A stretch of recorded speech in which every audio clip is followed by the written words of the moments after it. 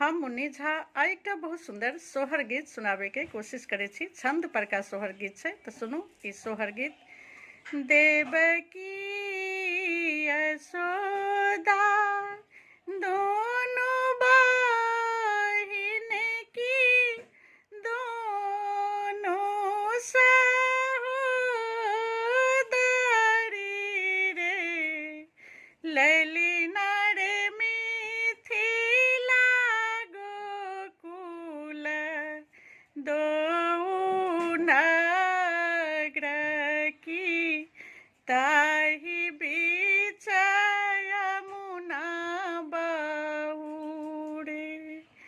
ललिना रे मिथिला गोकुल दो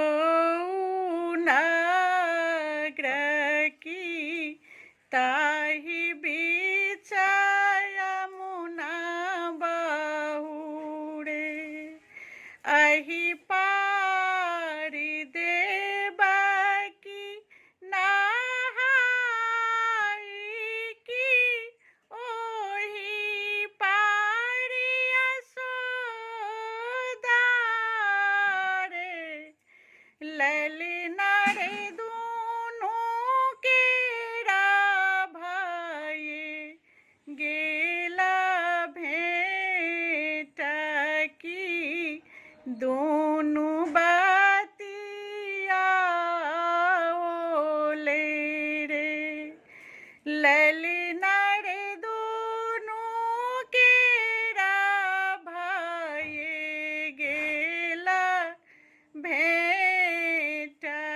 की दोनों बतिया